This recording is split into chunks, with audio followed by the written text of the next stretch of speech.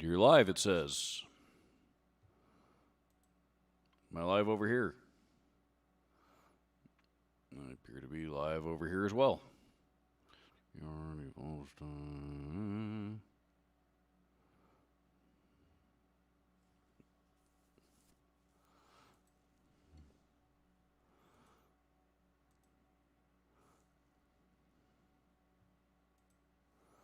So, hey, Yuval's here. Amp Tweaker friend. Doing good. Bet yourself.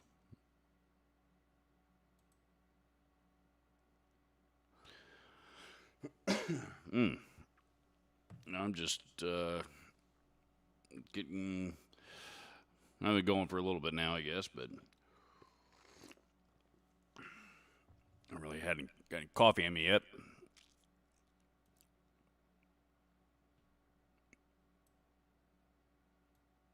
Yeah.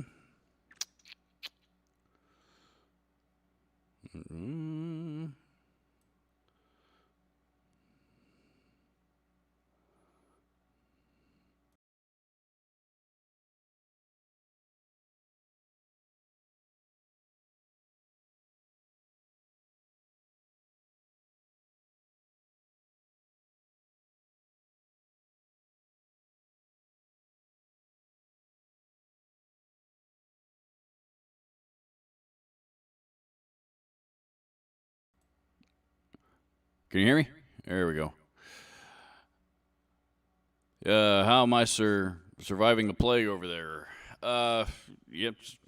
You know, so far so good. You know, staying home, staying indoors, staying safe.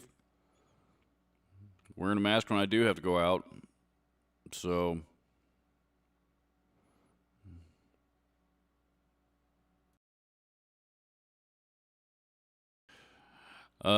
yeah. You know, beyond that, I was on vacation most of this week. So from vacation for my full time job, that is, and turn that down a little bit because that echo's driving me crazy.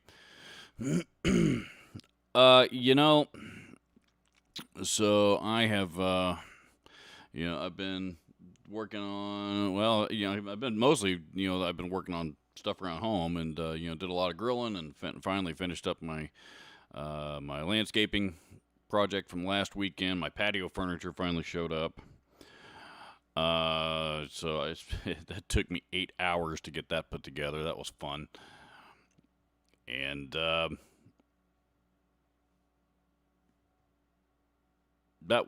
you go. So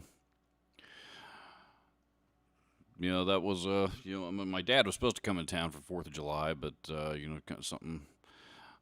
something came up, and unfortunately that trip got blown up, so I didn't get to see him. But that's all right. He'll make it over here again some point, I'm sure.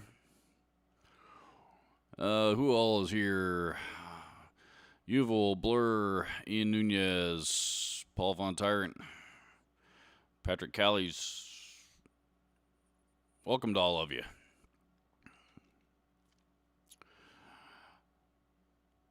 Let's see. Robert, I'm almost offended. I am a loyal member of your channel, and you never accepted my friend request on Facebook. My Facebook, that's why I have the page set up specifically for Robert's Guitar Dungeon, because my Facebook page, while there are some industry contacts and stuff on there, I generally try to.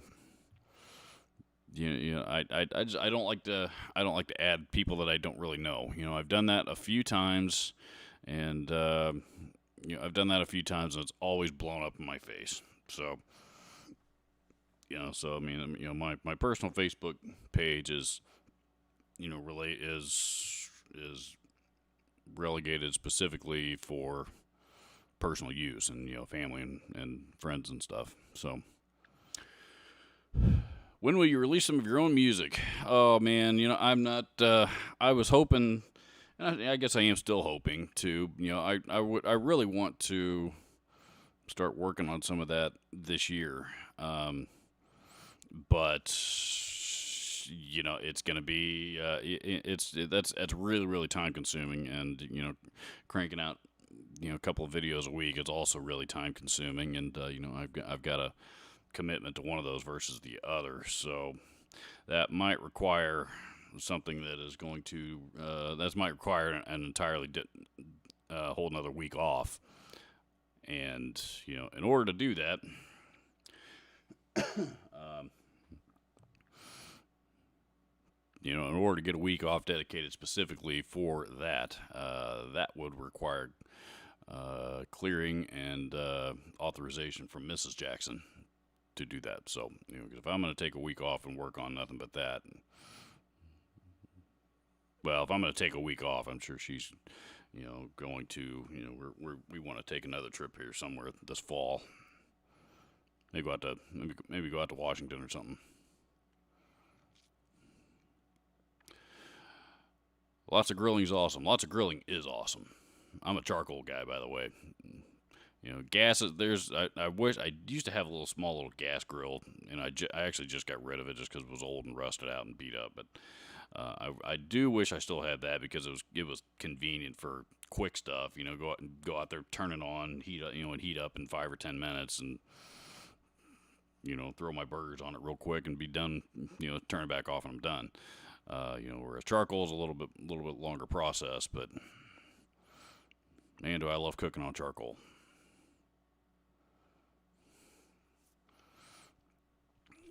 Uh,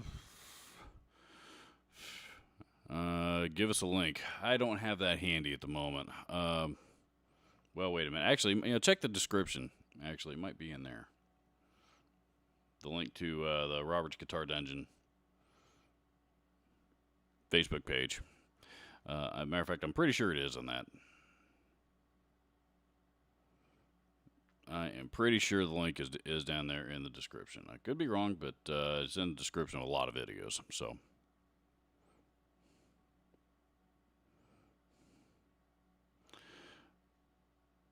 let's see. Chewburger is here. That's a new username I'm not familiar with. Welcome to you.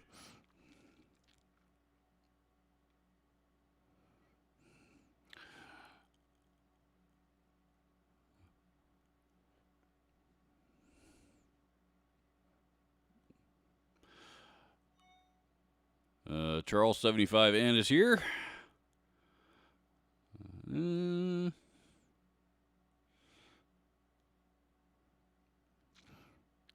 Robert Mesenberg is here. Hi from Port Perry, Ontario. Greetings, sir, from Indianapolis, Indiana. Port Perry, Ontario.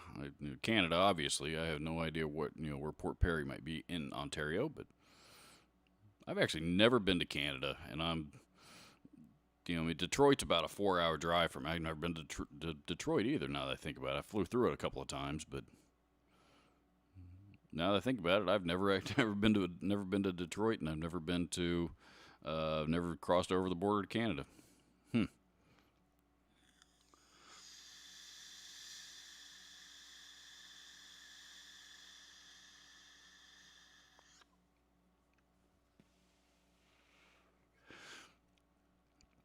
Yes, there's a Robert's Guitar Dungeon page on Facebook, and there is also a group called the a guitar group on Facebook called the Guitar Dungeon. That it's, you know, it's not, you know, it's still a small group. I think we only got like 200 some members, and you know, it's basically just a group, you know, guitar group hosted by the channel.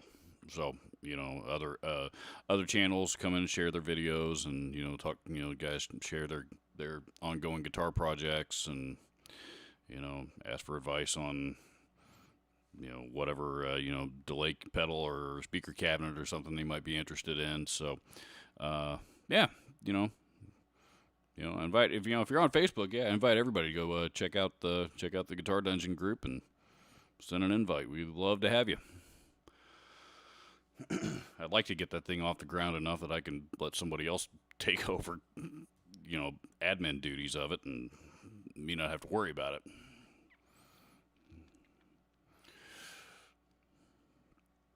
Which Megadeth album do you like better, Countdown to Extinction or Peace Cells? Countdown to Extinction for me. Yeah, Countdown to Extinction. I was in junior high when that album came out, and you know, Rust in Peace is still going to be my all-time favorite Megadeth record. You know, as is probably the case for for most people. I think that's their most popular album. But Countdown to Extinction and Euthanasia right after, both of those records were both pretty awesome. And so I nothing against Peace Cells though. Peace Cells is a great record too. But I'm a little more biased because I've always loved Marty Friedman. So Marty Friedman, monster guitar player, and Countdown to Extinction was a Marty Friedman record.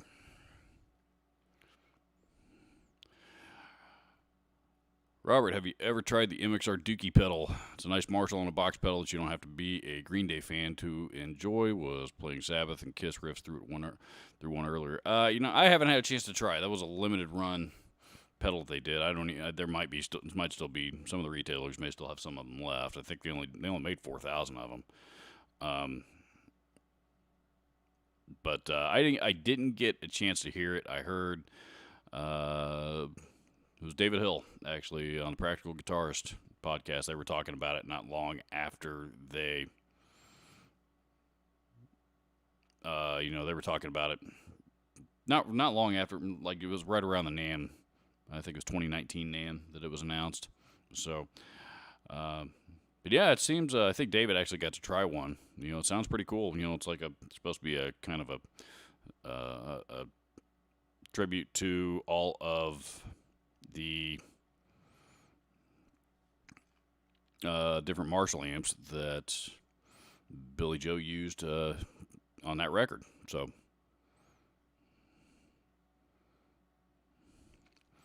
if you had to choose between the MXR double shot distortion and the hardwire tube distortion, which one would you choose? Ooh. I'm assuming you're talking the hardwire valve, the valve distortion that I did a demo on. Between that one and the double shot, oh man, I don't know.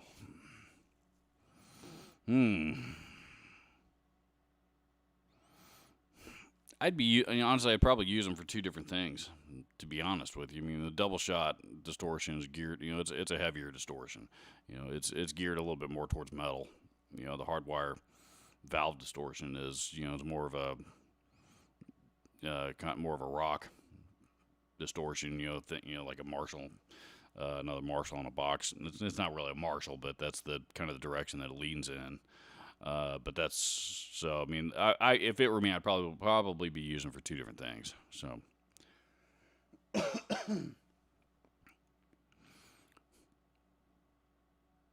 Hey, Stephen Holtz here.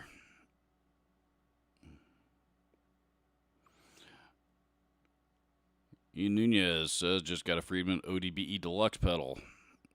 Those are supposed to be pretty cool. Pricey, just like everything Friedman, but yeah, those are supposed to be pretty cool. I just got a new. Matter of fact, I had two new amps show up this week. I got a Joyo sent me what I think. If I understand the conversation that I had with them right, they sent me their final piece of gear, which was a Jackman, one of those Bant amps, little miniature hybrid amplifiers. They sent me a Jackman to demo, and and then I also had a PV Windsor. I found a PV Windsor for cheap, and so I pulled the trigger on it, and it showed up yesterday. And I had time to get all the tubes and stuff put back into it because they when they shipped it, they knew what they were doing. They pulled all the tubes out and wrapped them individually and stuff like that. So so I had a chance to pop the back off and put all the tubes back in it, but I haven't had a chance to fire it up yet. I got to figure out where I'm gonna put that thing.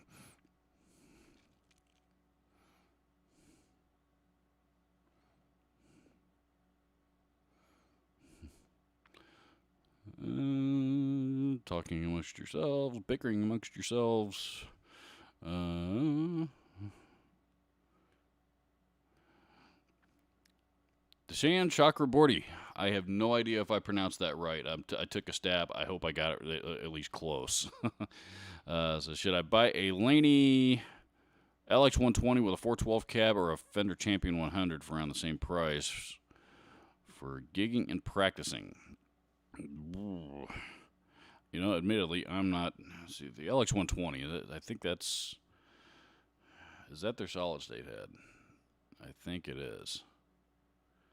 If that's the one, I'm gonna just make sure I'm thinking of the right one. Laney LX120.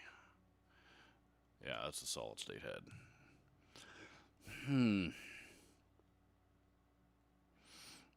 You know, if it were,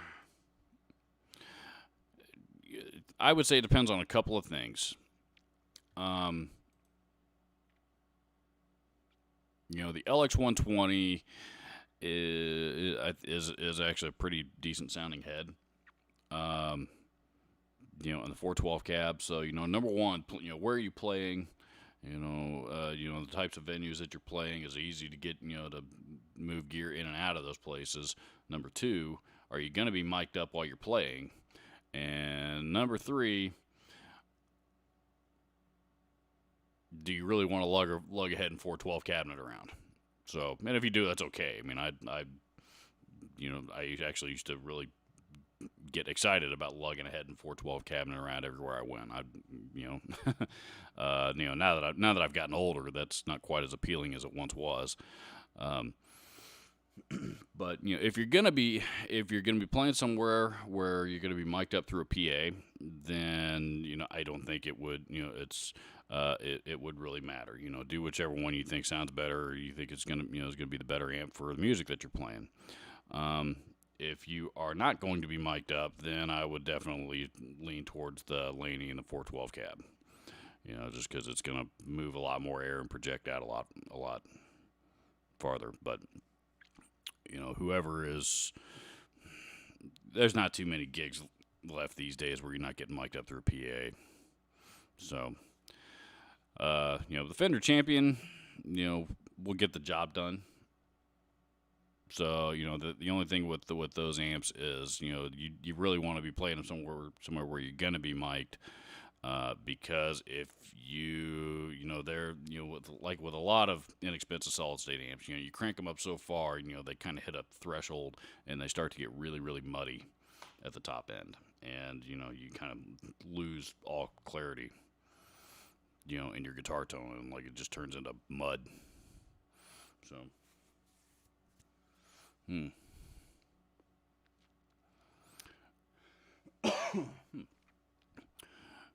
Ian Nunez says, I'm an Indianapolis guy. I didn't know that. Cool. Surprised we don't know each other. I watched a video earlier on the Tonewood acoustic amp thing. Have you seen that thing? Looks kind of cool and seems to sound good from what I've heard. Ever play acoustic? I'm not familiar with that amp at all. Tonewood acoustic amp thing. Well, actually, I guess I should say I'm not familiar with the video. It sounds like it's a video about an acoustic amp, but I'm not sure. I don't watch too many videos that have anything to do, you know, that are surrounded by acoustic guitar. I mean, I like acoustic guitar as much as the next guy, but it's not my go-to instrument. Yeah. Acoustic guitar is a support instrument for electric guitar, if you ask, you know, in my opinion. At least that's what I use it for. So,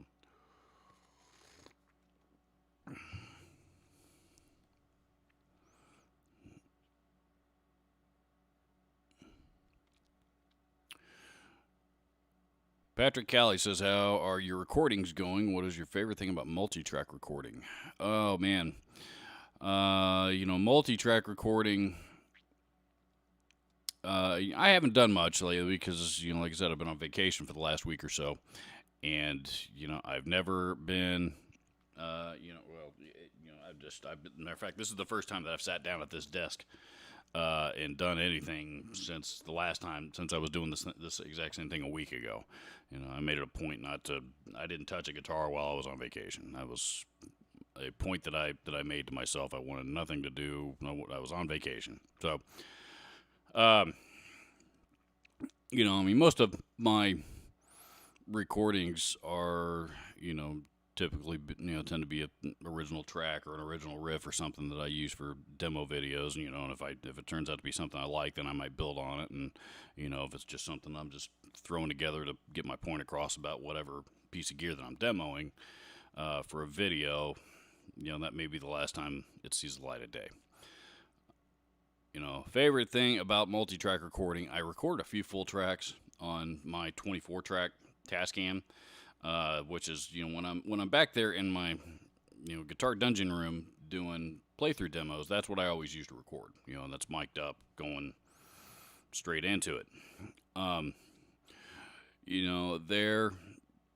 It's easy to to hit the record and stuff, hit the record button on, but the post production on that thing is I found is a really tedious process, and as much as I avoided it for decades, really, probably the best decision I ever made was to start recording with a DAW.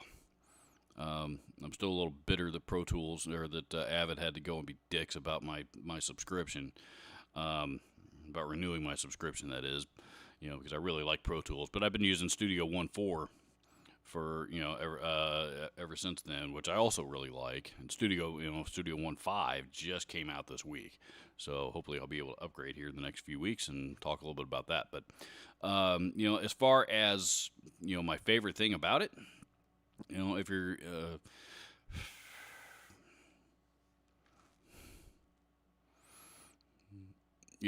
I would,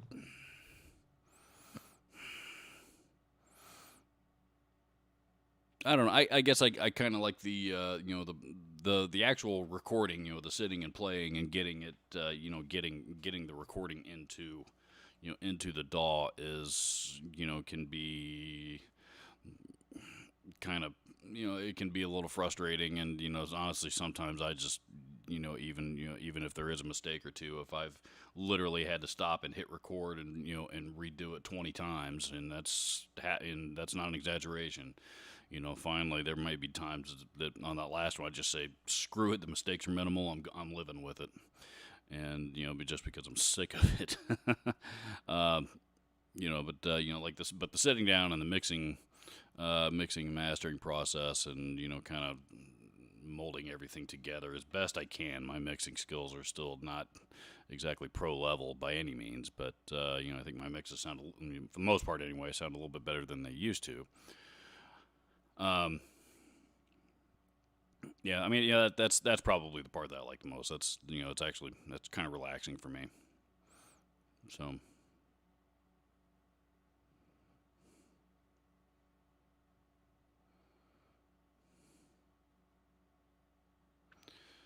Let's see.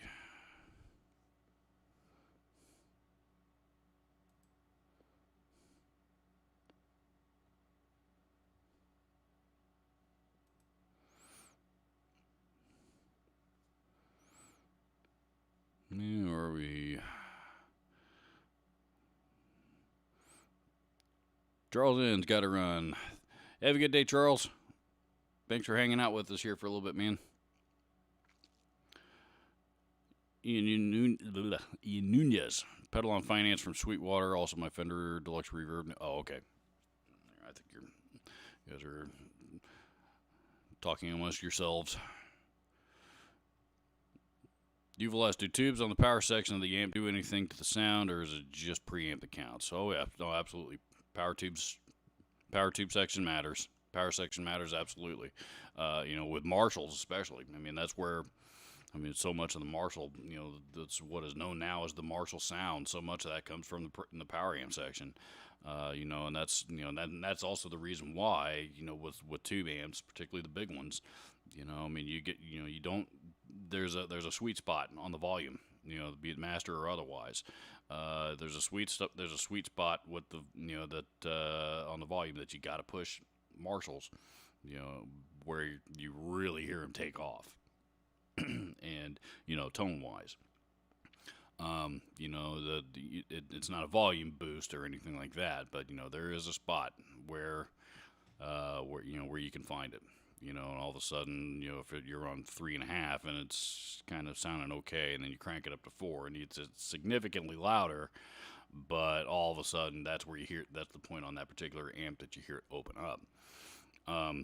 That's also why a lot of amps, again, Marshalls, among others, why a lot of amps have presence and resonance controls. If you're not familiar with what those controls are, presence controls especially kind of sound like a secondary treble control. What it is, Zoe! A presence and resonance controls are treble and bass controls respectively on the power amp section. That's what those do. So yeah, power section counts. Power section counts, and it counts a lot.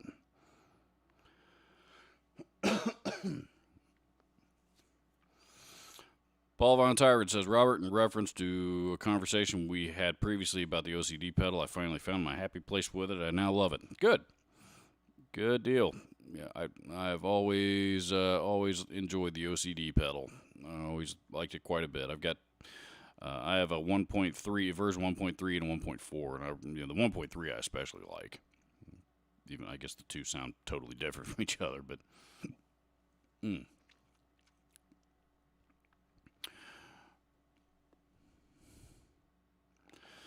Have you ever played a Fender 57 American Vintage reissue Strat? I have a surf green model, and it's the best off-the-rack guitar I've ever played. Charvel Sand Demons is a close second. Yeah, matter of fact, I played with a 57.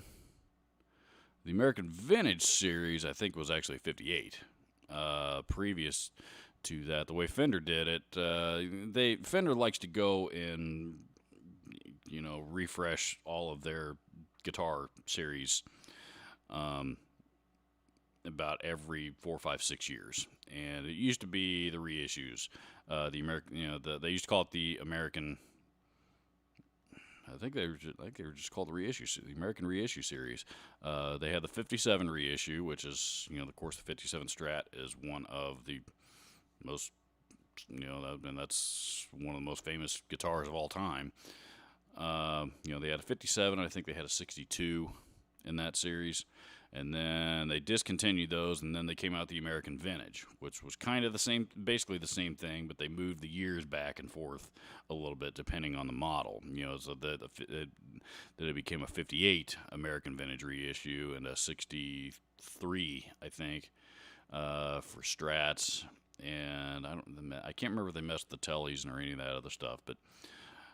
Then they discontinued those here in the last couple of years, and now it's the American Original series is what they are. So, but to answer your question, have I ever played a 57 reissue or a 58 American Vintage reissue? I've played them both, yeah, and they're fine guitars. Fine, nothing wrong with them. I mean, I prefer the 60s reissue stuff a little bit better. I like the neck shapes better, and I prefer a rosewood fretboard, but. Yeah, I've played several. We used to, the 57 reissues. We used, those came through the store quite a bit. So I bought and sold a lot of those used. A few of them I bought and sold numerous times.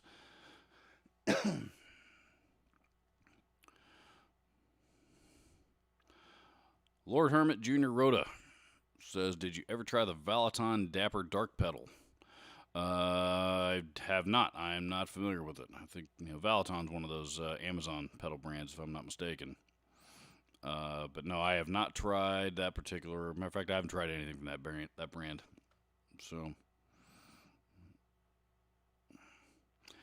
Shiu Palacios says best guitar cables, Mogami Gold Series, no question. They're a little pricier. Pardon me. They are a little pricier than everything else. They're not the most expensive ones on the market, but they're, they are a little on the pricey side.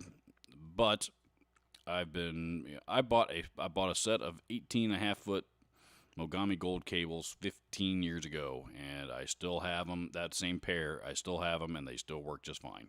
Never had a single problem with them. And they also carry a lifetime warranty. So if they ever do short out on me or anything happens to them, Mogami will fix it or replace it. Probably the latter. Yeah, Mogami Gold Series, dude. Built like tanks, best cables on the planet.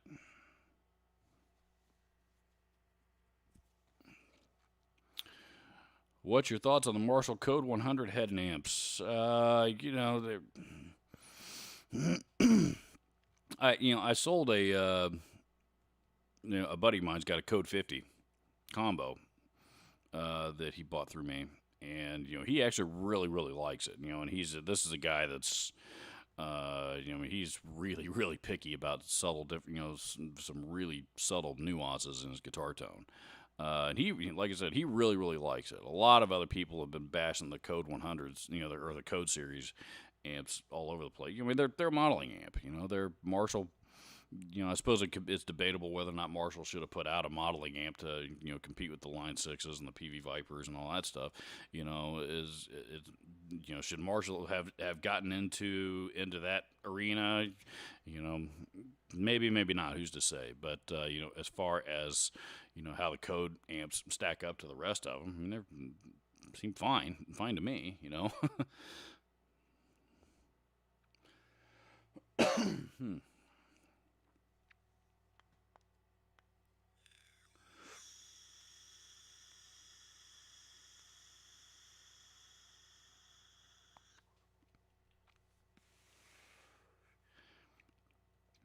The tone wood thing sticks onto the guitar with magnets, and all the sound is projected through the hole in the guitar. Interesting. Technology is, there's some crazy stuff coming out with acoustic guitars right now, man. With what Yamaha's doing with those, what are they called? The trans acoustics. They've got onboard effects that you don't even have to have them plugged into an amp, and that shit's like voodoo, dude. But it's pretty cool. I've seen them work in action, man. I don't know how they work, but they work.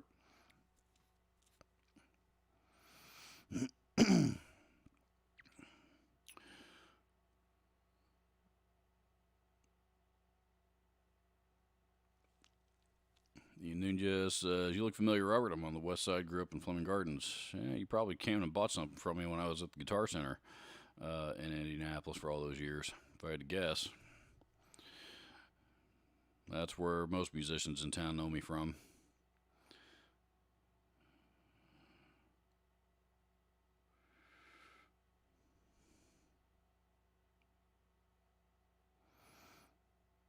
Blur says, back when I started recording years ago, Cubase was all that I would use. That was about 15 years or so ago. Cubase has been around for a long time, and they've been, we wouldn't have plugins if it wasn't for Steinberg. But, I gotta be honest. Every single time I've tried Cubase, I tried Cubase 7, I think, and I try, and again, what's the most recent one? I think it's 10. I've tried both of those, and every single time I got them installed, it was an immediate conflict. Like, when I installed 10, I opened it up and it crashed immediately. I couldn't even get it to open. So Cubase does not like me. I do not get along with Cubase. I deleted it off of my system, and that was the last time I've tried Cubase. So I have not had good luck with it.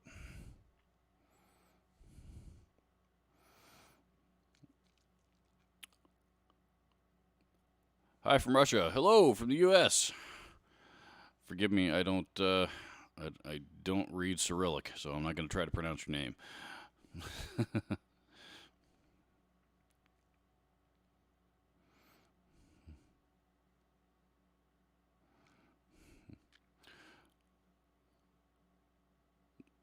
Saying Chakraborty says, having a head and cab is pretty cool, particularly in India, because it's pretty tough to afford gear here. One of the best guitarists in my city uses a player series Strat. It's really tough here. Yeah, I've heard that. I know it can be tough for. I don't know. I think it has something to do with, import export fees and stuff like that in that part of the world. Australia has the same problem. I know, we've had I remember when I was at the store, we would have, some people. We've got a really really big, one of the largest pharmaceutical firms are headquartered here in Indianapolis. So they're a global company, and they bring employees in and contractors and stuff like that in from all over the world, and people from, contractors that were doing work. They were here for a year or something working for Lilly, and they come in and buy a spend $500 or $600 on a Mexican Strat because that same guitar back home in Australia was twice the price at least, and it was actually cheaper for them to buy it, even pay full price here, and and play it while they were in town, and then pay the money to ship it overseas to Australia to get it home, and pay the duty fees, than it would be to buy brand new. So people from Australia, when they come here, they tend to load up on gear and then ship it all back home to them because it's cheaper for them to do that. I don't know why that is, but that is the way it is. It's just different world economies, I guess. Hey, Leonard Zabitsky's here, but he retracted his message, so I have no idea what he said. Yuval S says Full Tone OCD versus Seymour Duncan 805 versus MXR GTOD. Who wins? Full Tone OCD, no question, hands down.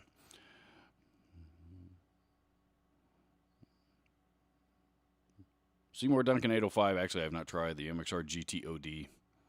Good overdrive, but I think that's like the GTOD. I think it's a tube screamer circuit. I think the Duncan 805 is too.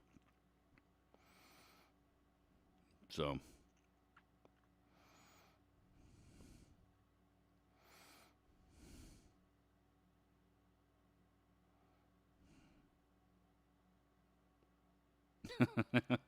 Paul Von Tyring, you are far too kind. He says, if I can afford to buy 4 pedals off Reverb this weekend, I can afford to throw something in the tip jar. Thank you very much, sir. I appreciate that. Mrs. Jackson appreciates that too, because we have an afternoon plan tomorrow, and maybe now I'll be able to afford to take her out to dinner or something somewhere, or buy dinner and bring it home.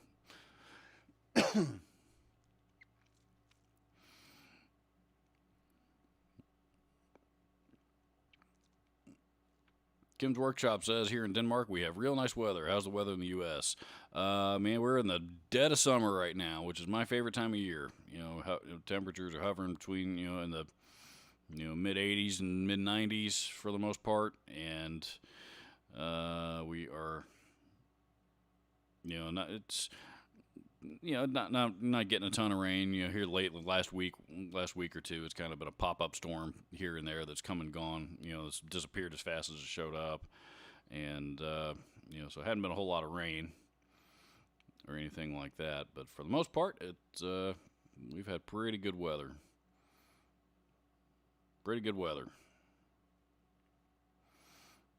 Leonard Zabinski says, I just purchased an Epiphone Warren Les Paul in Purple Burst.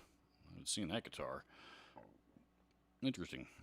Along with the Dunlop Crybaby pedal, the guitar is gorgeous. It sounds great. Your thoughts on both? The Epiphones are, have actually come quite a, they've come along quite a bit in the last few years. I used to kind of be a little sour on them there for a while. And I guess just like anything else, they kind of go in hills and valleys, with their product line with me. I have not seen a Purple Burst Warren Les Paul though. I'm interested to check that out. So, but no, they're the Epiphones are, they're built pretty well right now. They're built pretty well and sound pretty good. The best thing the Epiphone could have done was they were putting the same shitty Alnico Classic pickups in just about every one of their guitars. And those are they're import versions of a 57 Classic is what they are, but they're really muddy sounding. Some guitars they sound okay, and in others they sound terrible. And I heard it was getting to the point there for a while. I heard more bad sets of those pickups than good ones. They finally seem to have ditched those and replaced them with, now is an import version of the burst buckers. And, I'm not a huge fan of the output on them, but, they seem to have improved the clarity on them quite a bit, which is the biggest problem with the old ones. So, yeah, no, man. No, good on them, good on you. Good stuff. As far as the Dunlop Crybaby stuff, the Crybaby pedals, those have been around forever. I am not a fan of wah pedals with a switch under the toe. I can never tell if I got the damn thing turned on or off. Can't. No, I'm just not interested. I've tried to get along with those things for years and I never could. So I am now.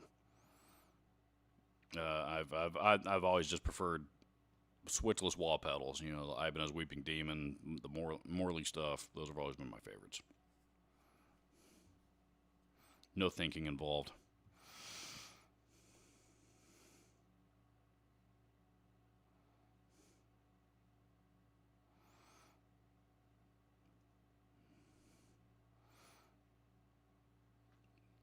Lord Hermit Jr. was asking about a Valaton pedal. Sir Robert, try please, cause few of I think 3 demo and YouTube Valaton.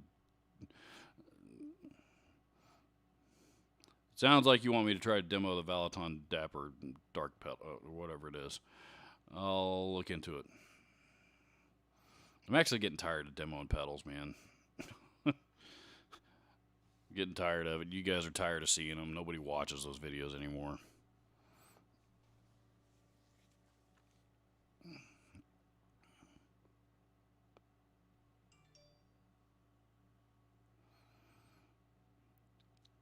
Daniel Burr says, thanks so much for recommending that Joyo bass amp. You sold me on it, and it's so worth it. Good. Glad to hear it. It was it's a good little unit, man. For 60 some bucks or whatever it is. I was actually surprised how good that thing sounded. I thought I was going to hate it. I'm not using it. It's gonna, I'm giving it away, but.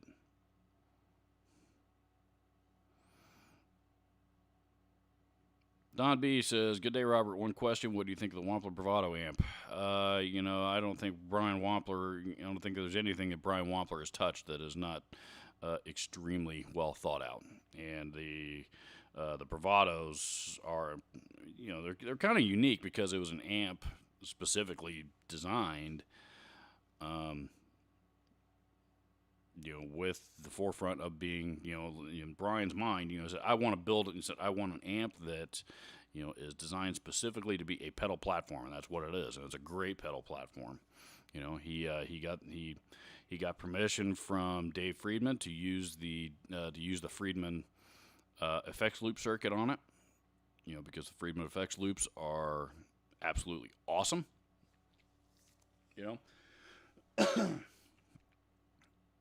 They're great, man. They are fine amplifiers. They are very, very fine amplifiers. Thoughts on G&L Tribute? You could do a lot worse for the money. You could certainly do a lot worse for the money. G&L Tributes are pretty well made guitars. I liked them better when they were made in Japan. Now they're made in Mexico, I think.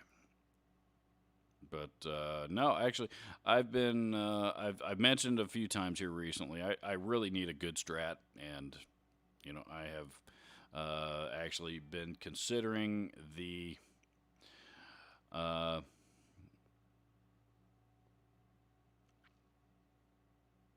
been considering one of the G&L models. Actually, one of the. I kind of like the Comanche, but that's not going to get me where I want to get as far as a Strat tone, so I'm looking at the Tribute Series Legacies, and I can get them pretty, they're really affordable, and there's a couple of them that I really like the looks of, and David Hill, from the Practical Guitars podcast, who I've spoken about quite a bit. If you haven't checked out their podcast, I strongly recommend you go check out the Practical Guitars podcast. As Jim Woodard and David Hill are both very good friends of mine, and I very much enjoy their show.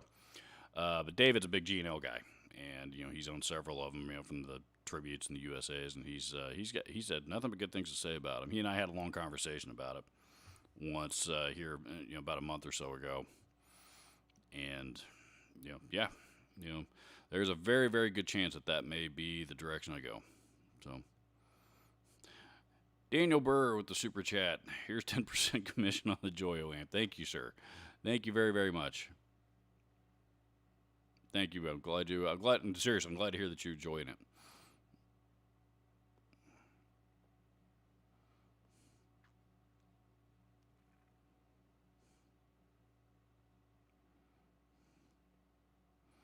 Hey, Jeff Parker's here. Says, made it this week.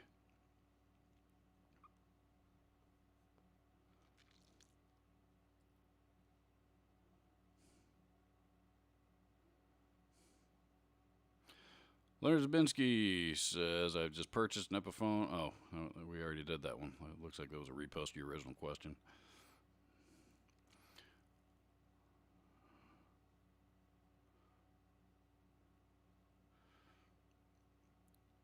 So I finally broke, John Taylor says, so I finally broke down, bought a new 20 years in a case, barely used Gibson Lucky Strike CS336 for about $1,000, less than it's worth. Good. Very cool. 336?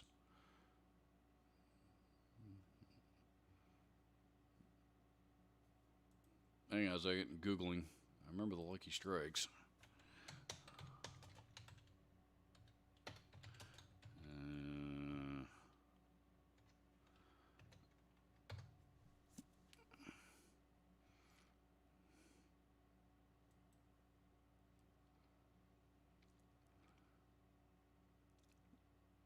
Oh yeah, that's right. Yeah, they're. I remember they were similar to a 335. Body's a little bit smaller on them, if memory serves. But yeah, those are cool. Those are cool, man. Nice grab. Congratulations.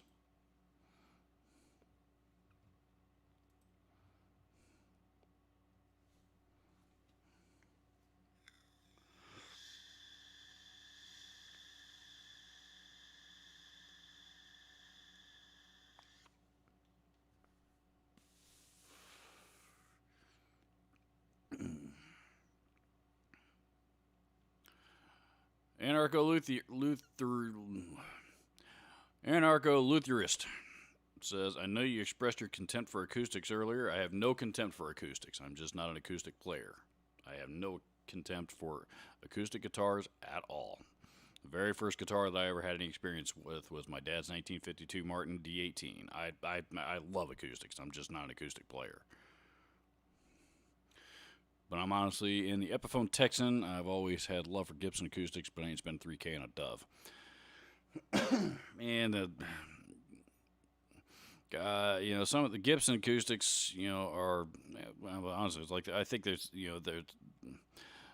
when I was at the store, the quality on those was getting to be worse than the electrics, man. I mean, two of the exact same model, and they played and sounded totally different when you had them hanging on the wall right next to each other.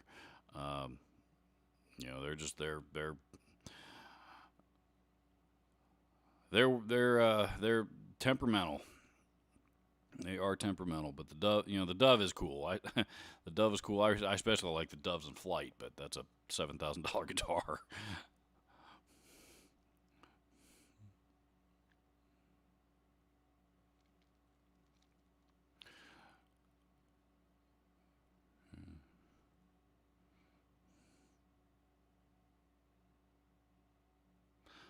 Divinity Guitar says, I do, Robert. No issues here with pedal demo. I don't have cash to buy them. Demo anything. Well, I am demoing anything, but I really want to get to demoing more guitars.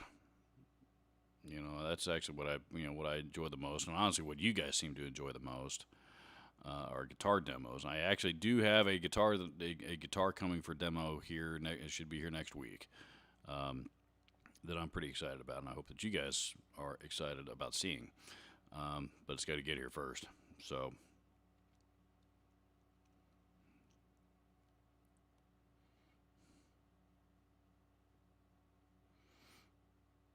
Thundercats or Silverhawks? Which is the better show? I'm not familiar with Silverhawks, so I'm going to have to say Thundercats. I was a kid when that show was on. Robert, what do you think of the Tony Iommi SG guitar? You know, they're pretty. You know, that's kind of what Gibson seems to be doing with all their signature models now. Is, you know, they seem to be moving them all to the Epiphone brand and discontinuing the Gibsons. I know I think the Lizzie Hale Explorer is now only available in the Epiphone line and not available in the Gibson line anymore. So, but that said, you know, so now they're making more inexpensive versions than the USA Gibson versions of them now. But the Epiphones all the Epiphone signature stuff is actually really, really good, including the Iommis.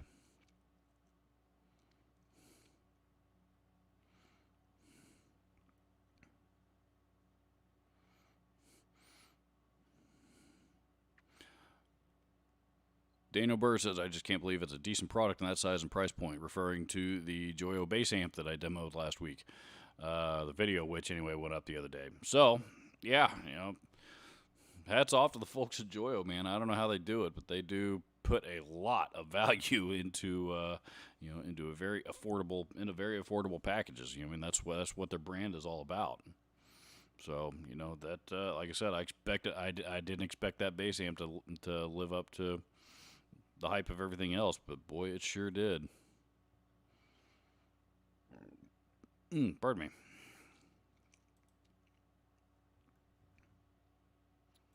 My belches aren't anywhere near as entertaining as old England's.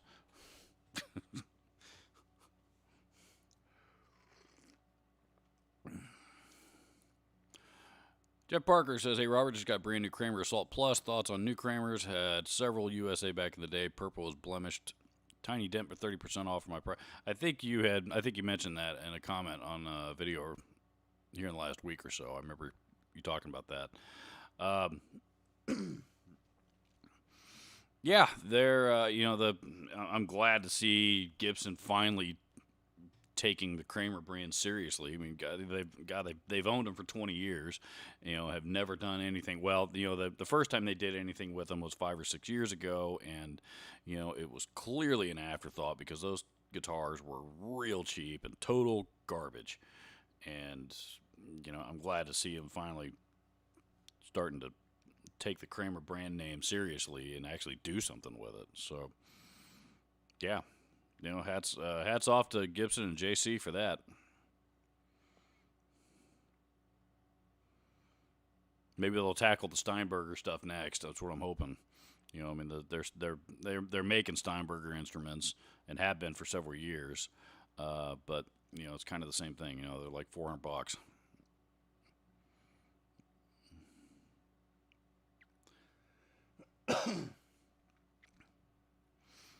Anyone else think the Relic era is out of hand?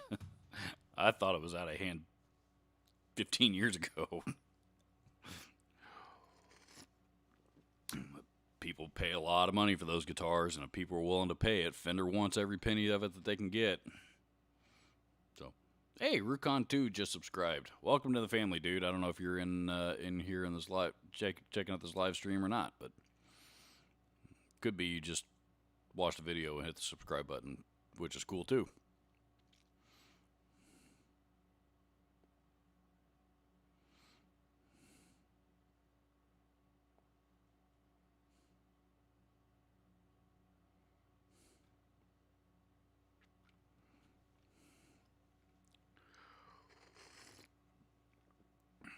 Anarcho-Luthierist says, my humble opinion, that guitar represents everything wrong with the guitar industry.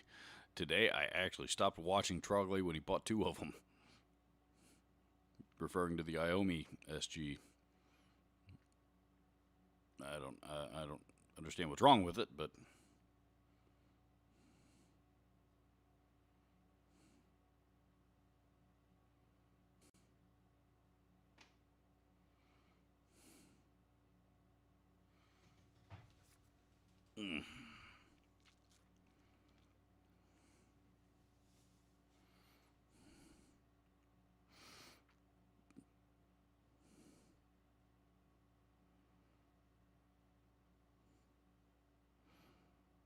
Doc Amos Roxy says acoustic player here for 25 years trying to go electric. It ain't easy. No, it's not, but it's honestly, I think it's easier to go from acoustic to electric than it is from electric to acoustic. Lighter strings, easier to play and bend. Stylistically, on the other hand, that's a different story.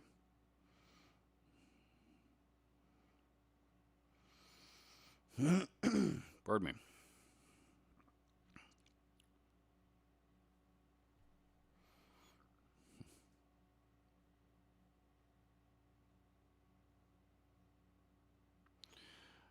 Leonard Dubinsky says, last question today, Robert. I love the sound of the magnetic field design pickups found on G&O guitars. What do you think? Yeah. I mean, they certainly sound pretty good. I don't have any complaints with them. I've never owned a G&L, or a guitar with those pickups in it, so I can't tell you that I've got a ton of experience. But every G&L that I've ever picked up and played is played. The G&L fanatics think that G&Ls are Fenders the way Fenders are supposed to be built. So, there is that. And it was Leo, it was Leo Fender's last company. So, before he passed. Yeah, nope, good stuff, man. G&L make good stuff. I'm still shocked that Jerry Cantrell left G&L after all these years and went to Gibson, but he did. But they had to been doing something right to keep him on their roster for 20 years or something like that, maybe more.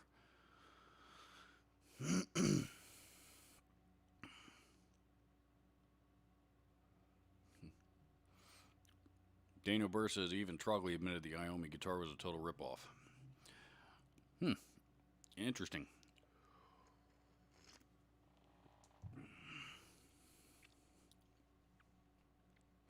I don't know how that dude acquires some of the guitars that he does. Somehow or another, he managed to get a hold of an Aldo Nova. And those things are uber rare.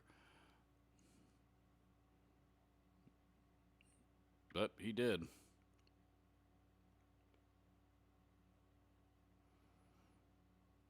Serenity Guitars says 5 guitars you would demo. I want to see the Relish guitar in person. I've had 2 Kramers, Strat, Jackson Style, and Jackson Rose V with Floyd, but redid it. 5 guitars that I would demo. Ooh.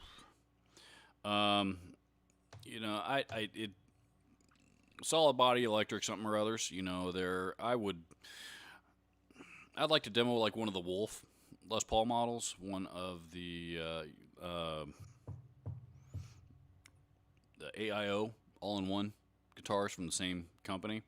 They've got a Strat model that I think is really, really interesting looking. Some of the newer Harley Benton models. I don't need to demo $3,000 and $4,000 or $5,000 custom shop stuff. I'm more interested in demoing new stuff that that's just now hitting the market that people are curious about. Love to demo Solar guitar, though Ola doesn't really seem to need anybody else on YouTube demoing his guitars because his channel already gets a lot of traction. I'd love to demo one of those. I'd like to get in my hands on one of the new Kramers. So a lot of people are really curious about that. The Relish guitars are cool too, but man, those things are expensive.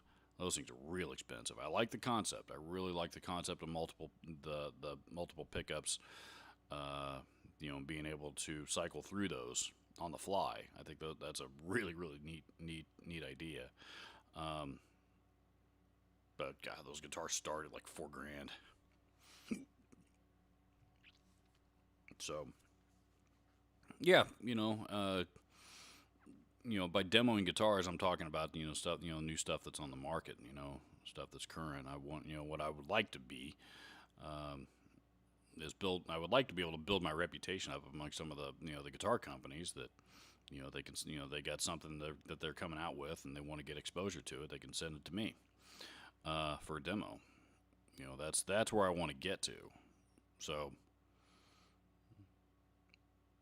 But the threshold, the threshold for for companies to want to start doing that as far as channel size, it seems to be getting a little bit higher and higher every year. As channels like Fluff and Aggiefish, and those guys that have been doing that for for quite a long time. As those channels are growing, so.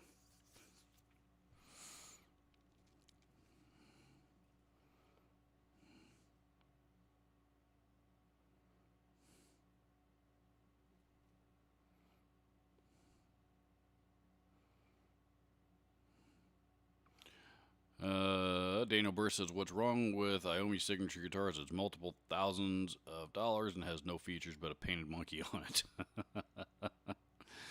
And also Tony Iommi's name. Also Tony Iommi's name. Sometimes that is more than enough for people to want to buy it.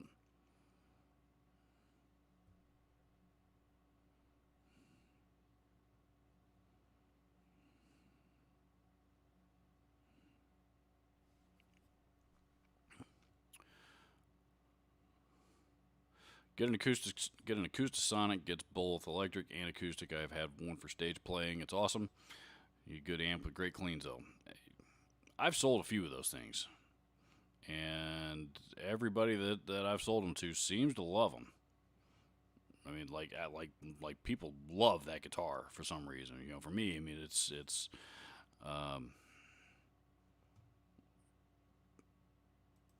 it's a little out there, uh, but I thought for I think there in the beginning they were having some production problems. That matter of fact, I think it was you, Jeff, that told me that you had to, when you bought your first one, you had to return it and exchange it like 2 or 3 times before you finally got one that didn't have any issues with it. But they seem to have figured all that stuff out. So.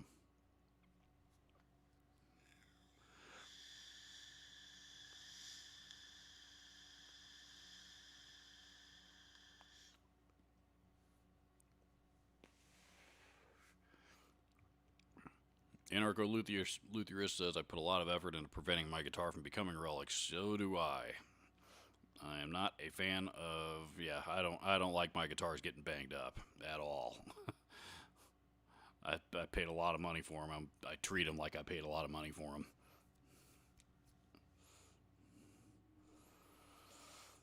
them. I honestly think Trogley inherited a fortune. Could very well be. Could very well be.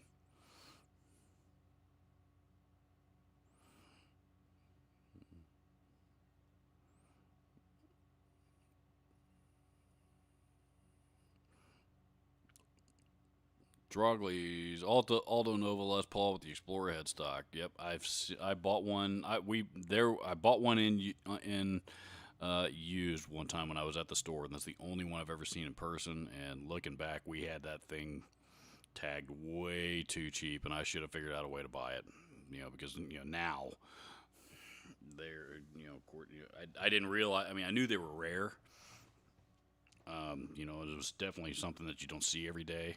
But at that time, 80s, the vintage collectors were all turning their nose up at anything Gibson that came out in the 80s. And so that's one reason why I think we sold it for like $3,000 or like 35, something like that, and they were, most of the vintage, the vintage collectors were turning their noses up at anything Gibson from the 80s. And, so we were concerned that we were going to have a tough time getting rid of it. Sure enough, an 80s fanatic turned out to be the guy that bought it, but I should have grabbed it, man. God, I should have figured out a way to come up with money for it.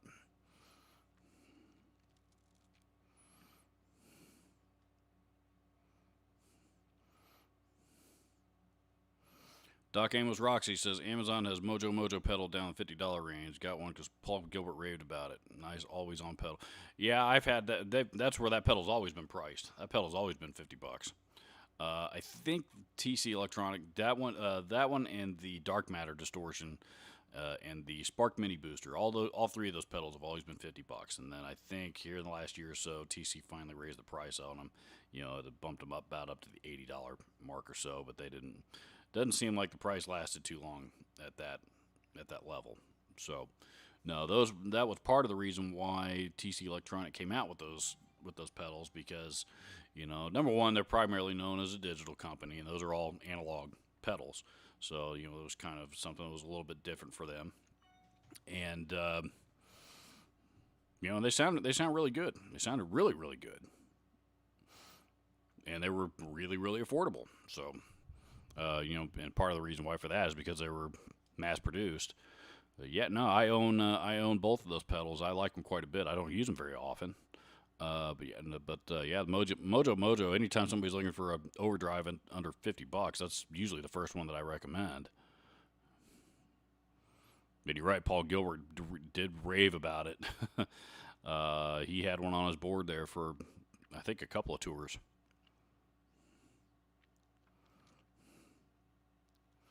Robert, have you played or seen any of the Dunable guitars? I've seen them. I haven't played them. That's another one of those newer boutique guitar companies. They're expensive. Like 4Gs.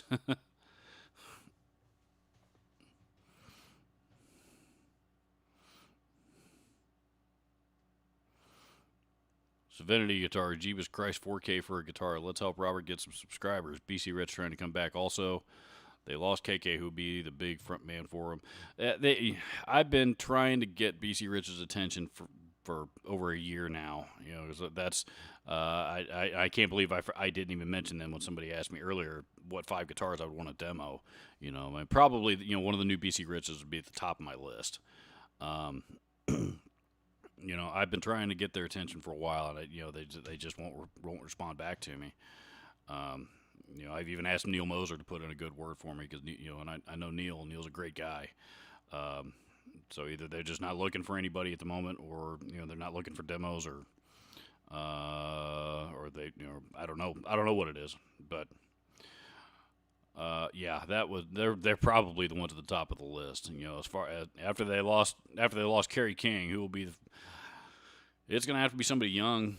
It's going to have to be somebody young that can that can sell. Whoops, that's my footstool. Somebody young that can sell the younger generation. Sell guitars to the younger generation. One time they had a pretty strong artist roster. Between Kerry King is far from young.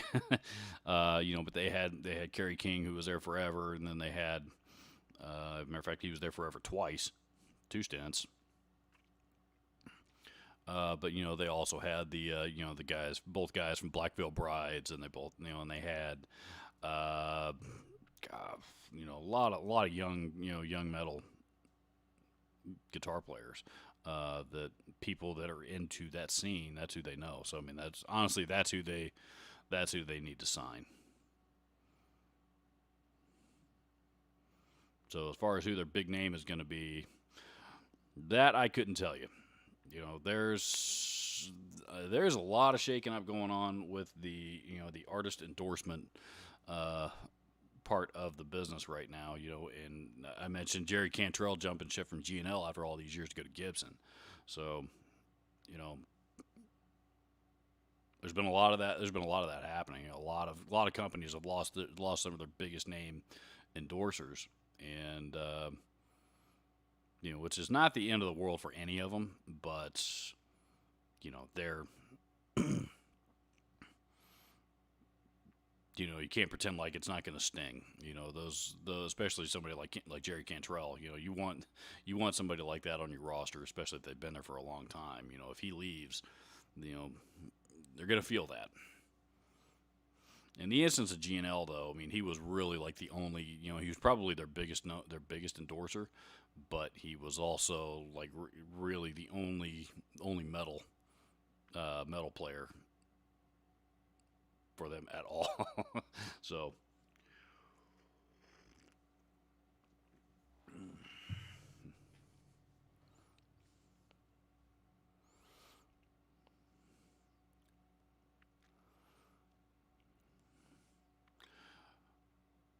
Acoustasonic versus Taylor T5. I'd have to go with the T5Z. I'd have to go with Taylor T5Z, the Colb, and that's a beautiful guitar, man. That is a beautiful guitar. I play, we had several of them come and go. That was a regular stock item for us at the store while I was there. And, so we had several of them come and go.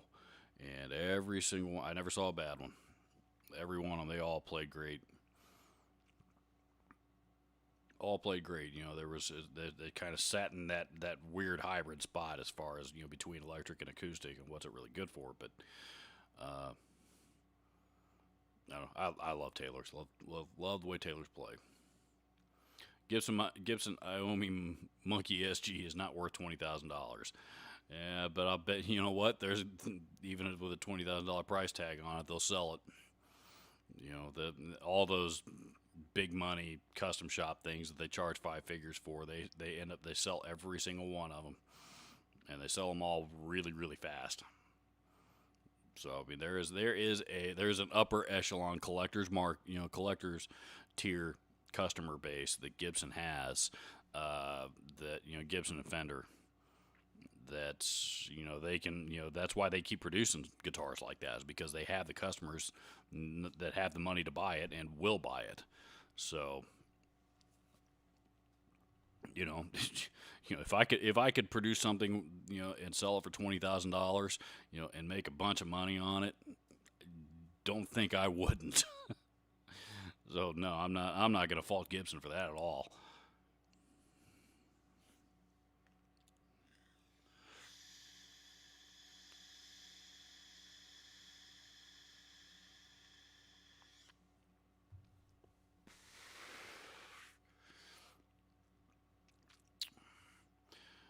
Daniel Burr says, I'm trying to get my own YouTube channel going as well. Do you have any suggestions on getting subs without making ads or spamming links in different forums or pages? Yeah, make great content. That's the best suggestion that I can give you is, make great content. I did a video on this here not too long ago.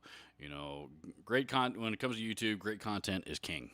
And if you put up, and I do think it's okay to put up a clunker every now and again, because when you do that, number one, that's really the best way to learn from it, is make your, because when you make a mistake like that, viewers are going to let you know, and they're not going to be quiet about it. Trust me. So, when you put up a clunker, you learn from those mistakes, and then you're obviously conscious about not repeating it. But, one bad video out of 10, 10 good ones or even pretty good ones,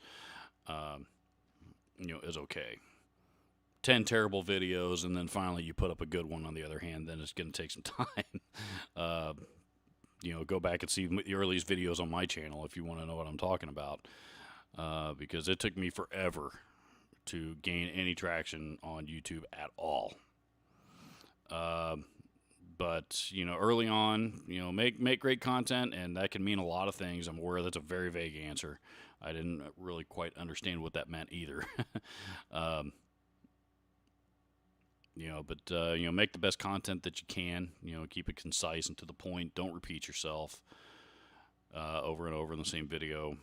And all these things I'm saying, these are mistakes that I've made. This is how I know this. I'm not telling anybody what to do. These are mistakes that I've learned from.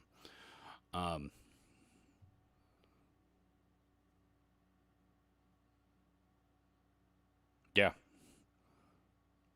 Do all that, and then if people, if you keep doing that, people will take notice eventually, and then you'll have a video take off for the first time. And that's the other thing. Don't be afraid to experiment early on while you're trying to gain your footing and trying to figure out what people like from you. Try different things, experiment, try some different stuff, and because you're not going to know what works if you don't try.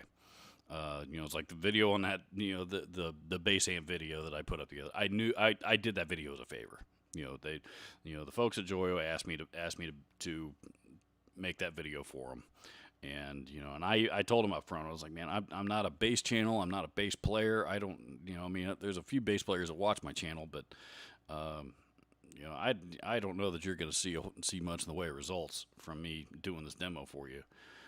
They said, we don't care. We want you to do the demo. Okay. And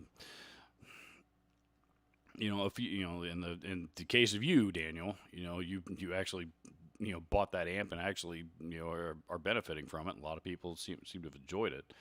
Number one, the lighting was terrible on that video, and plenty of people let me know about it. And number two, it just only. I still think it still had cracked 300 views. People just don't care about seeing me demo bass gear.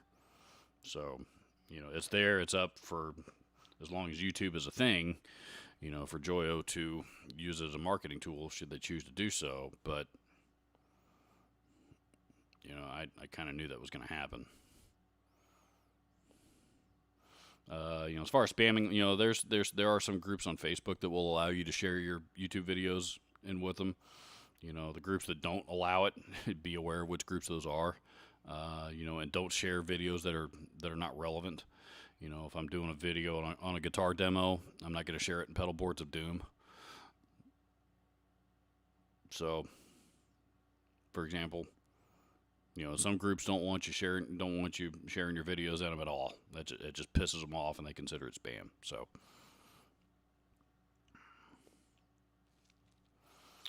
will you review the new revised Ditto Looper? Not likely. I love TC Electronic, and I think the Ditto is a great looper pedal. But I am not demoing any more looper pedals on my channel for a long time.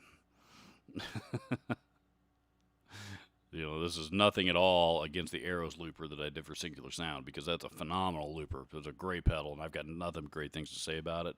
But translating that to a video, to a YouTube demo, that was a lot of work, and no thanks.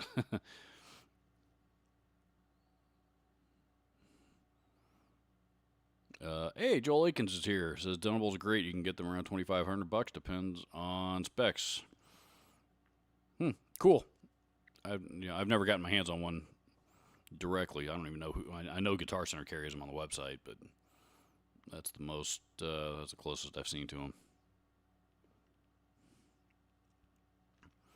Yep, TC Pedals has the app also to customize the tone. Cool idea. Yep, the tone print stuff. That library is huge now. And you're right. That was one of the better ideas that any pedal company has come up with in a long time.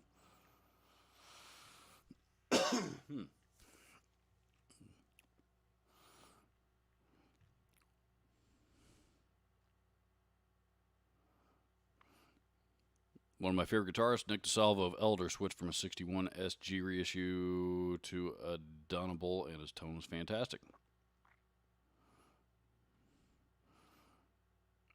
Doc Amos Roxy says, $1 million question. Best guitar to aid with metal type playing, no budget but realistic price. Best guitar? Ooh.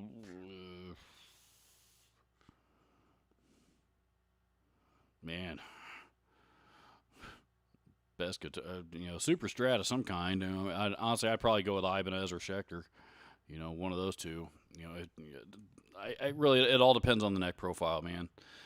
All depends on what kind of feel you like on a guitar neck. If you're a thin neck person like me, then yeah, Ibanez or Schecter, or maybe one of the BC Rich. The older BC Rich models, like the old 8 and my ASM Pro, that's got a fantastic neck on it. Those all get the job done. If you want to spend more money than that, then go, then buy Music Man Majesty. You will not be disappointed in that guitar, I promise you. That I know from experience.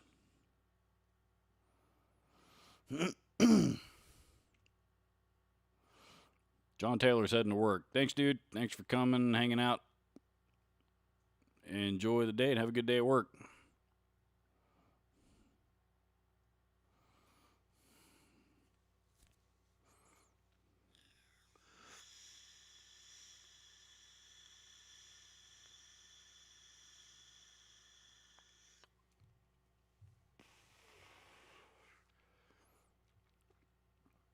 more into original Alice in Chain lineup, so Jerry can go wherever he wants now. Makes no difference to me anyway. His business. Isn't he one of the original members of Alice in Chains? uh, unless you're talking about the old Lane Staley era stuff, but between Lane Staley and I forgot the original bass player's name, but both half their original lineup's dead now.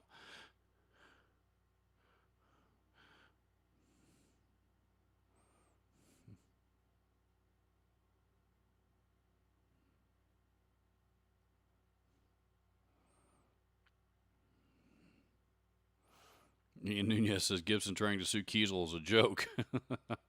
Yep, I think so too. Though I don't think a lawsuit's actually been filed. I think at this point it's just been just a cease and desist.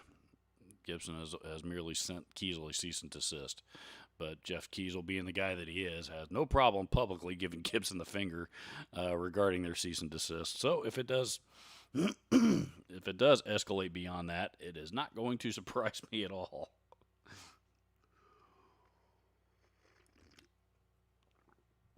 Meanwhile, Kiesel is also, I think, has done at least done the same thing with Harley Benton regarding Harley Benton's new headless guitar. That I think, Hunter from Aguefish just demoed one of those recently.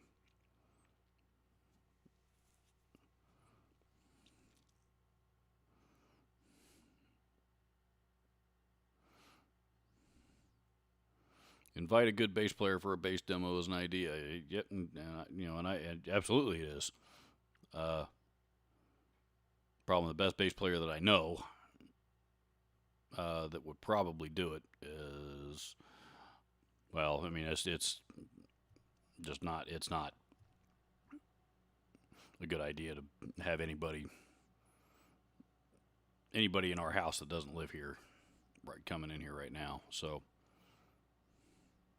I have to wait until this whole pandemic thing ends.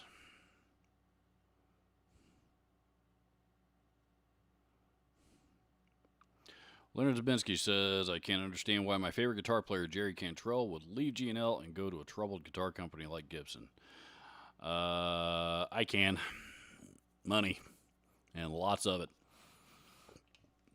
Money and lots of it. And the truth is, he's always been a Les Paul player, too. He's always been known for... He's always been best known for his, for the Rampage. That's the one that's always had his name on it. But he's also played a Les Paul Custom for as long as I can remember. So that's always been, matter of fact, I think he's recorded more with the Les Paul than he has with the G&Ls. Yeah,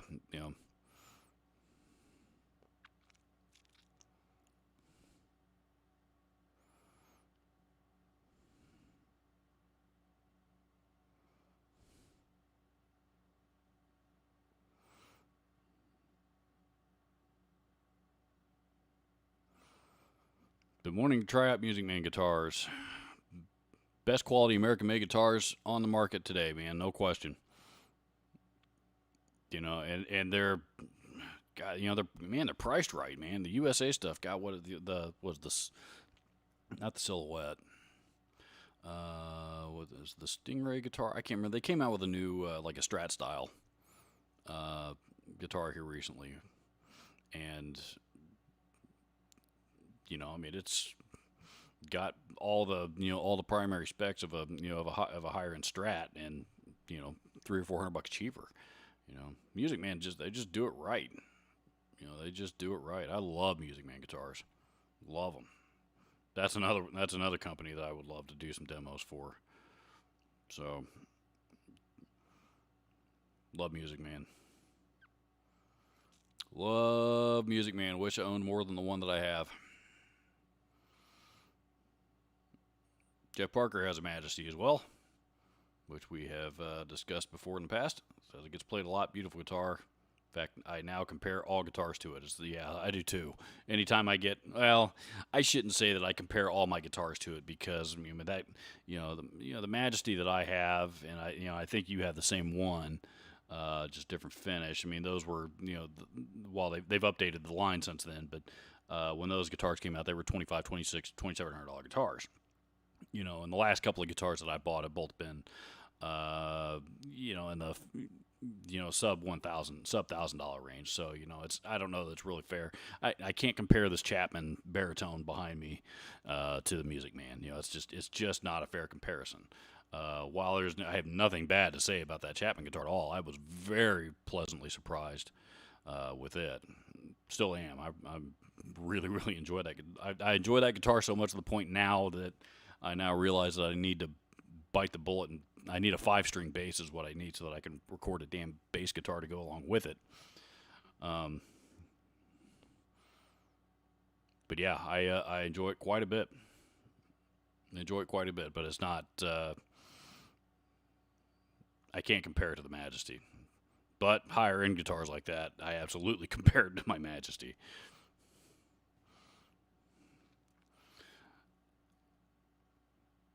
Paul Von Tyrant says that Gibson SG61 reissue plays like butter. Neck feels awesome. I love the tone of the stock pick. Yeah, the 61, the neck on the 61 is the 61 SG reissue. That is the best neck that Gibson makes. I don't know why they don't put that neck on more of their guitars. Because I agree with you. That thing plays. That's a great playing neck. I've always loved the 61 reissue specifically for that reason.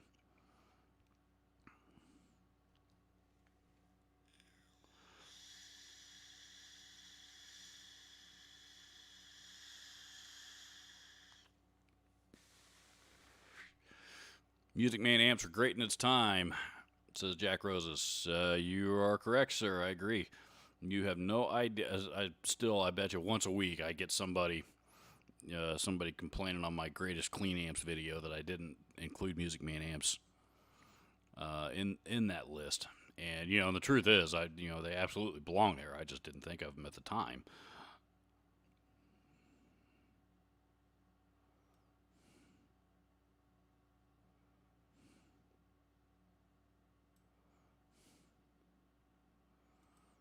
So, yeah, no, I like Music Man. Or I like everything Ernie Ball Music Man related.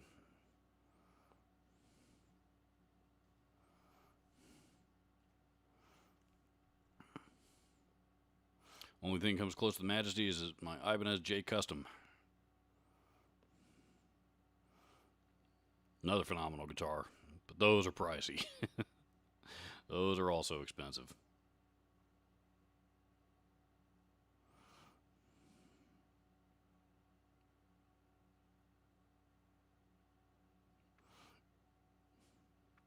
Anarcho-Lutherist says, aha, I have an Oscar Schmidt OE20. Cheap but decent Les Paul copy that they don't make anymore because Gibson lawyers looked in their direction.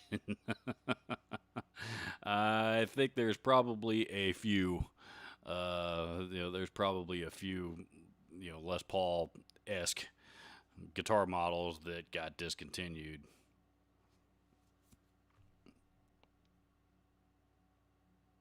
That suddenly got discontinued for that very reason, just because, whether or not they would have won, who would have won, who would have lost, it doesn't matter. But there's probably a lot of companies that just don't want to mess with it.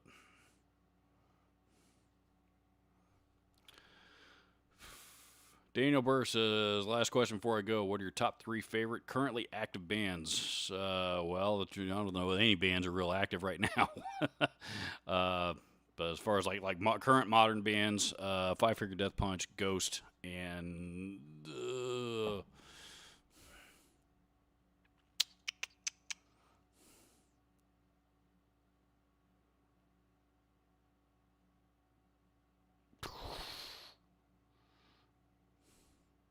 man,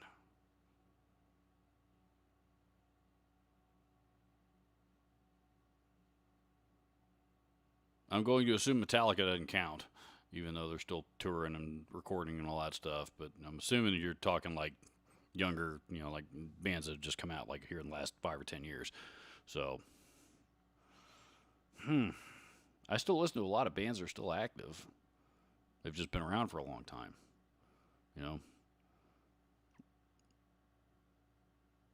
Five Finger Death Punch, Ghost, and let's see. How about I don't know, maybe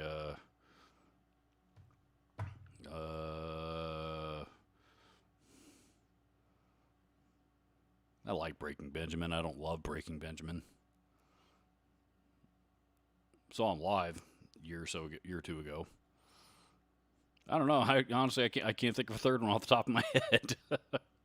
There's a lot of bands I listen to that are still active, but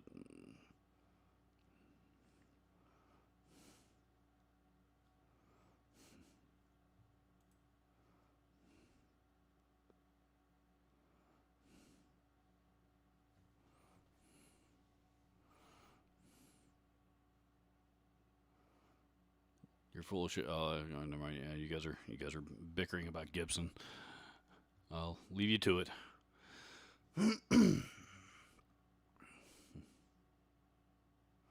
Only Music Man I played was a 5-string bass, and it was great, man. That's what they do, man. They make, they got the Stingrays and the bongos and the, all those, Stingrays especially. They were the ones that came up with the active pickups. That was their design, which is all, every Music Man bass. That's why every Music Man bass made today is an active bass.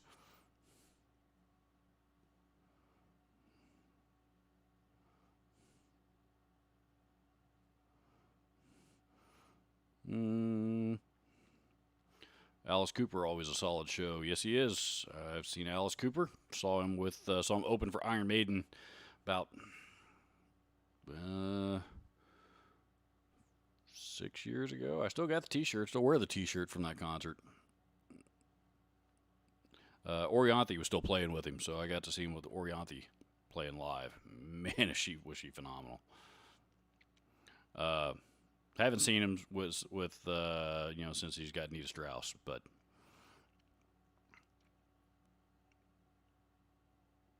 yes, if Metallica still works, if Metallica still counts in that question, then yes.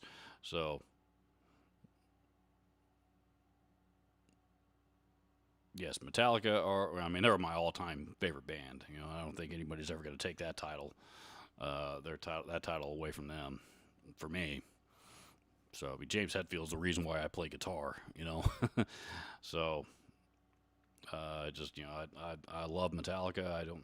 I don't particularly like talking about the Lulu thing, but everything else that they've done, I for the life of me, I can't figure out why Kirk Hammett gets the heat that he does. Because I can't play most of the stuff that he does. With James Hetfield, to play guitar and sing at the same time as well as he does. He's also the lead songwriter. Yeah, Metallica rules, dude. Metallica getting in the Guinness record, only band to play 7 continents. They have I didn't know they had an Antarctica show scheduled. Who they played to in Antarctica? Flock of penguins. I don't think there's even any humans there. But hey, if anybody's gonna do it might as well be Metallica. I'm sure what they'll do is they'll play it. They'll play the show and broadcast it live. So I can't imagine there's going to be a lot of people. Well, unless people travel down there, I guess. And there are diehard Metallica fans that would be willing to spend the money and travel to Antarctica to go see them. I'm going to sit that one out if you guys don't mind, just because it's, I'm not a cold weather person at all. And I've seen too many movies whose plots take place in Antarctica, and more bad things seem to happen to people down there than good. So I hope that everything comes out okay. But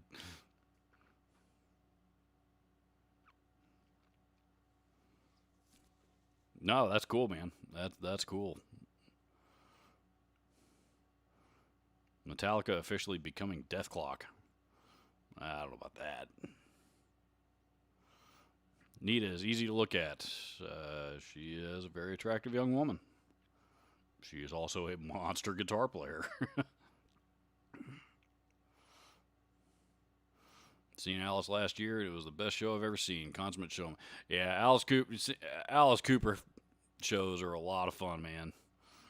Yeah, they are a lot of fun. He's been doing the same shtick for 40 something years now. You get the hanging, or you get the guillotine, or you get the electric chair, I think is the other one. We got the guillotine the night that I saw him. And of course, and they were touring with Iron Maiden, so they had the great, they brought out the great big Feed My Frankenstein robot for when they were playing that song. And I don't know this, but I've got to assume it's the same giant robot that that Maiden uses for. They usually send the robot out for the Trooper, or one of the more popular songs, but.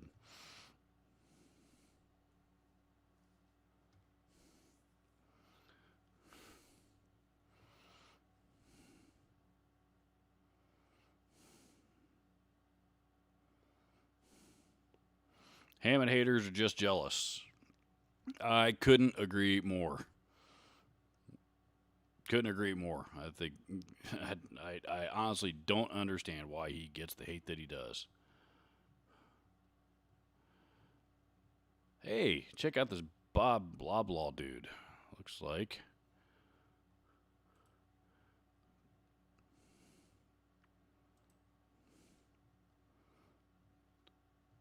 Thought it'd been a while since we had a troll in here. See you, Bob.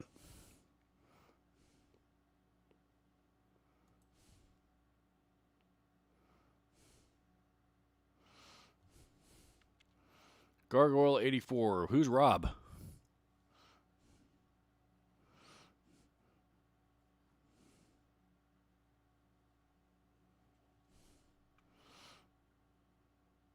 Anarcho Luthier says Kirk may not be the most proficient, but using $1 million guitar for gigs makes him the most badass guitarist ever.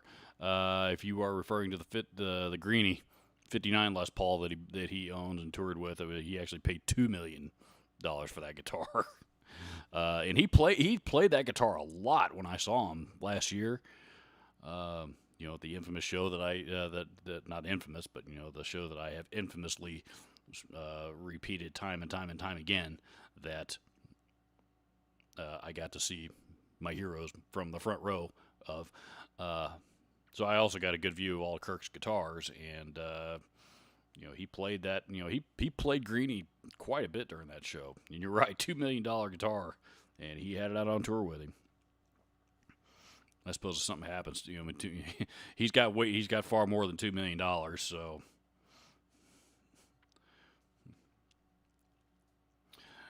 Anarcho Luther says, "Spam incoming." Not anymore. He's gone. That's the cool thing about being a YouTube creator. I can, I have this little button here that says hide user. We got the flashy thing going on the camera, folks. So this thing is liable to die here any minute. So we've been going on here, but almost $1:45. Hey, Ambrose, dude, thank you so much. Thank you so much. Awesome. Very awesome of you. Anyway, so, that camera's getting real close to dying. I'm going to see if I can answer as much stuff here as I can, but it's probably going to cut off on us here at the last minute, unexpectedly.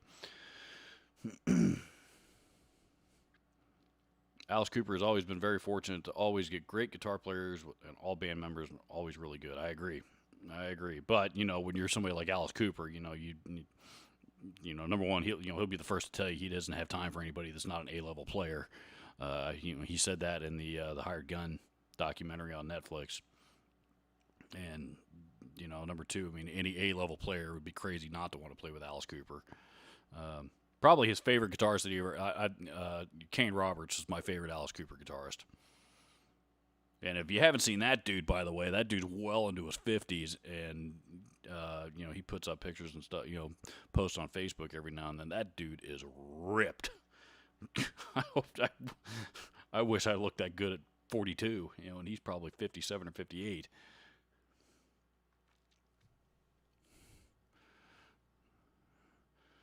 Mick Jabin, hey, got another troll. Hang on a second.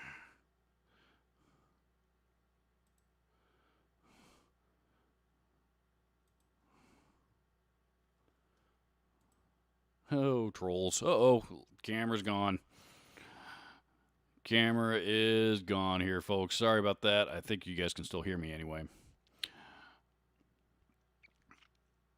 Well, I'll tell you what. Keep your questions there in your back pocket, and with any luck, we might get to do this. I'll be able to get to do this again here this time next week, roughly. And yeah, thanks for everybody coming to hang out, and we will do this again soon. This is always fun. So, thanks, guys.